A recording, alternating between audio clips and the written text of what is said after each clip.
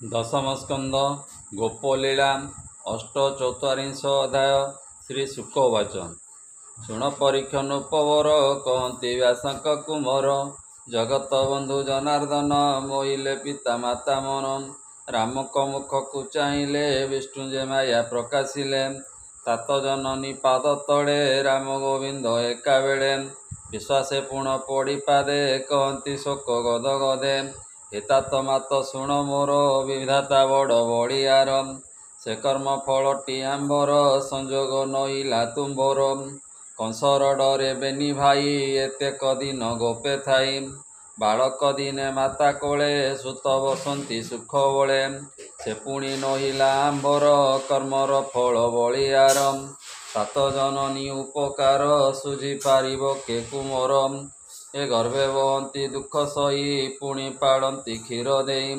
सर्वसंपद पुण देई ताहार पोषणे बंचई ताहार प्रति उपकारे शतवर से केहु पारे जे पिता माता न सेवंती अन्याय कर्म आचरती ताहांक जीवन रहंते बेगे मिलंती जमदूते कर चरण बांधी कोपे घेनाई जाती परलोके निराश पथे जेवे चले कांदई क्षुधार विकले तार विकल देखी पथे कोपे मारंती जमदूते पिता माता को दुख देई जीवन पोषुथिली तुही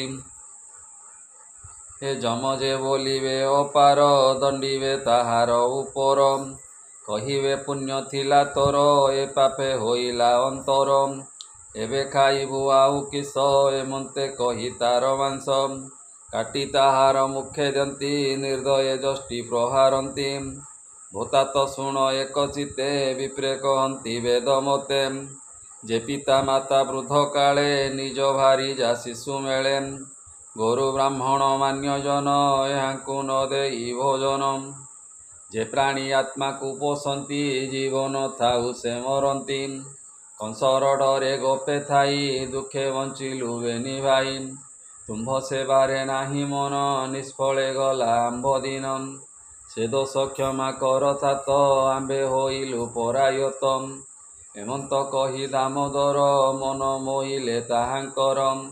कृष्ण वचने पिता माता छाड़िले मनु खेद चिंता अति आनंदे बेनी जन पुत्र को दियंती चुंबन कोले बसाई हृदय विड़ी बेनी लोचनु बोहे चारी ए कोले बसाई हृदय विड़ी बेनी लोचनु बहे बारी ए बुड़िले माया मोह भोले नयन पूर्ण अश्रु जले हेमंते प्रभु ब्रह्म राशि तात जननी मन तोषी उग्रसेन को अणाइले राजा आसने बसाइले कहिले प्रभु देव राजा आंबे सकले तोर प्रजा तु भोज वंशन उपवर बहिबु राज्य महाभारम हेमंत कही बनमाली आपणे कले निउछाड़ी सुवर्ण कुंभे गंगा नीर दधि अक्षत गंध सारम ए गोविंद तोली बेनी करे ढाड़िले उग्रसेन शिरे नाना उत्सवे अभिषेक स्वर्गे देखंती सुरलोकम बाजई वीर तुरी वाद्य मथुरा होइला आनंदम उग्रसेन को राजा करी कृष्ण कहंती कर जोड़ी ए भ्रांति तू न कर मनरे तोरी पुनाही ए संसारे मुहि जहार आज्ञाकारी केतार होइब बैरी महेंद्र आदि दिगपाले खटिवे तोर पाद तले ए मंच राजा को नाही डर कहंती ब्रह्मांड ठाकुर हेमंत राज पद देई राम गोविंद बेनी भाई जेते डगर थिले देशे अणाई कहंती विश्वासे तुम्बे हे जाओ चारि दिगे मोर आज्ञा घेनी बेगे जादव आदि सात वंश जेवा अछंती जेउ देश हेमंत कही आज्ञा देले बंधु बांधव अणाइले जन जन के तोष करी दास वत्सल नरहरि जे जहा पुरे देले वास धन संपद अर्णवास जादवे कृष्णर विश्वासे गृहे मिलिले मन तोषे रात्र दिवसे कृष्ण मुख देखी खंडिले सबु दुख वृद्ध बालक मुख चाही सकल जुवा प्राय होई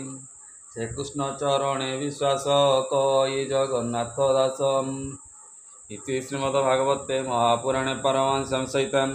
वैयासिक्यां दशमस्कन्धे उग्रसेन राजाकरणे नाम अष्टचत्वारिंशोऽध्यायः।